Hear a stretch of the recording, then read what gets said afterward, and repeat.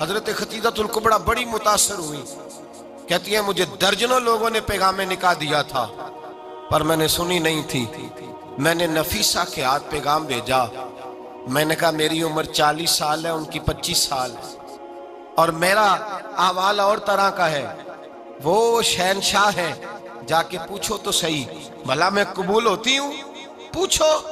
نفیسہ کہتی ہیں میں آئی تو وہ خاتون جن کے لیے لوگ بڑے بڑے قریش پیغام دیتے تھے پیغام لے کے آئی، تو رسول پاک نے عجیب رنگ بیان کیا اپنی سیرت کا۔ جب میں پہنچی میں نے کہا خدیجہ نکاح کرنا چاہتی ہیں؟ نفیسہ کہتی ہے میرا خیال تھا کہ کوئی اور ہوتا تو کرسی سے اٹھ کھڑا ہوگا، فوراً کہے گا اچھا جلدی کرو بات کرو۔ جب میں نے آ کے کہا نا حضور خدیجہ نکاح کرنا چاہتی ہے، تو نبی پاک نے میری طرف دیکھا، فرمایا وہ کہتی ہیں کہ تم کہتی ہو؟ کہا وہ کہتی ہیں۔ تو حضور نے فرمایا ٹھہر جاؤ، میں اپنے چچا سے پوچھ کے بتاؤں گا، میں مشورہ کروں گا، میں پوچھ کے بتاؤں گا۔ آج بچوں کو کچھ سبق بڑے یاد ہیں، کہتے ہیں پسند کی شادی کرنا حضرت صاحب ناجائز ہے، پسند کی شادی کرنا کوئی ناجائز ہے؟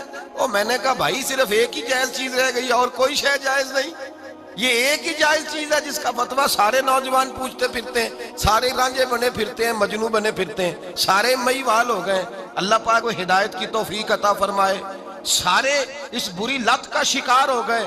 او بھائی نبی پاک سوائے خدا کے کسی کے پابند نہیں، لیکن میرے مصطفیٰ نے اپنی امت کو یہ درس دیا ہے کہ جو بڑوں کے شفقت کے سائے میں چلتا ہے اللہ اس کی مدد فرمایا کرتا ہے۔ تجھے کیا پتا تیرا اچھا بھلا کس بات میں؟ کہا نکاح کرنا چاہتی ہوں، فرمایا چچا سے پوچھ کے بتاؤں گا۔ خدیجہ رضی اللہ تعالیٰ عنہ کہتی ہیں انہوں نے پوچھا، جناب ابو طالب کہنے لگے یہ تو خوش قسمتی ہے کہ ہمیں ایسی بہو مل جائے جس کے کردار میں، افکار میں، نظریات میں اتنی نفاست۔ مصطفیٰ کریم کے ساتھ نکاح ہوا، قربان جائیں۔ حضرت خدیجہ کبریٰ کی شادی ہوئی تو بھائی بڑا مشکل ہوتا ہے، بڑا مشکل ہوتا ہے اپنے آپ کو ڈھالنا، لیکن جناب خدیجہ کی زندگی اٹھا کے دیکھو، میں یہ نہیں کہہ سکتا وہ کروڑ پتی تھی، ارب خرب کی میں بات ہی نہیں کر سکتا، اور 20 نوکرانیاں تھیں ان کے پاس، درجنوں ان کے پاس غلام تھے، لیکن جب رسول اللہ کے دروازہ نور پہ آئی ہیں، انہوں نے میرے نبی کے گھر میں جھاڑو بھی دیا ہے، انہوں نے حضور کے کپڑے بھی دھوئے ہیں، انہوں نے رسول اللہ کے لیے اپنے ہاتھوں سے کھانا بنایا، انہوں نے دیکھا کہ نبی پاک صلی اللہ علیہ وسلم کو دولتوں سے، تجارتوں سے، سرمایہ سے پیار نہیں، جتنی دولت تھی شام کو لا کے قدموں میں رکھ دی، کہا محبوبہ جب میں تیری ہوں تو میری ہر شے ہی آپ کی ہے۔ چند دنوں میں حضور نے ساری چیزیں دے دی اللہ کے رستے میں، ہر چیز نبی پاک نے دے دی۔ حضرت خدیجہ کبریٰ کا حال یہ تھا کہ ایک جوڑا رہ گیا، کئی جگہ سے پیوند لگے ہوئے، میں گڈی ہاتھ ڈور سجن دے او جنج رکھے اونج رہنا ہے، واجب نہیں جے وچ شریعت مندہ قسم نو کہنا، بس ٹھیک ہے جس حال میں محبوب راضی ہیں، کہا ہر چیز قدموں میں رکھ دی، اور حضور کے ہر رشتے کا خیال کیا، نبی پاک کی ہر خواہش کا۔ عورتیں بالخصوص میری بات پہ توجہ کریں جو عرض کرنے لگا ہوں، آگ لگی ہوئی ہے گھروں میں، فساد ہے، لڑائی ہے، جھگڑا ہے، دنگا ہے، یہ تیرا رشتہ دار وہ میرا رشتہ دار، جب تیرے آتے ہیں تو روٹیاں جلدی پکتی ہیں، جب میرے آتے ہیں تو بیماریاں بڑی ہوتی ہیں، تیرے میرے کا جھگڑا۔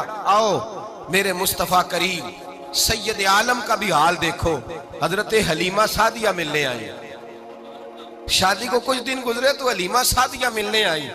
حضرت حلیمہ سعدیہ سگی اماں نہیں رضائی اماں ہے، یہاں تو سگی اماں برداشت نہیں ہوتی، سگی اماں، اور وہ بہو سوچتی نہیں بات کرتے ہوئے، سوچتی نہیں، وہ سوچتی نہیں کہ کس کے بارے میں بات کر رہی ہے، اسے پتہ ہی نہیں کہ تجھے تو پلا پلایا یہ ملا ہے نا، کبھی اس کی اماں سے پوچھ اس نے کتنی تکلیفیں برداشت کی ہیں، اس سے پوچھ کس دقت میں، کس آزمائش میں اس بچے کو پروان چڑھایا ہے۔ تو آج مالک بنی ہے تو تو رنگ ہی بدل گئی ہے، اور بچہ بھی بیوی کے ساتھ مل کر کے اماں کی غیبت کرتا ہے، سوچتا ہی نہیں کہ بات کس کی ہو رہی ہے، اسے خیال ہی نہیں آتا۔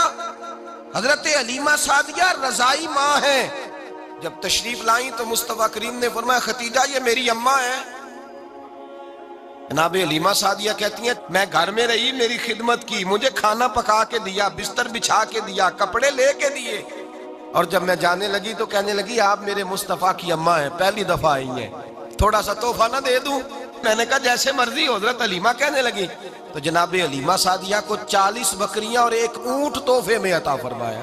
اور یہ جو بی بی آ کے مالی بنی ہے نا آج، جس درخت کی چھاؤں میں تو بیٹھی ہوئی ہے نا، اگر تو سمجھے تو اصل احسان اس ماں کا ہے جس نے یہ پروان چڑھا کے تجھے دیا ہے. اصل نیکی اس اماں کی ہے جس نے تیرے سر پہ یہ سرتاج رکھا ہے، اور تو اس ماں کو ہی بھول گئی ہے.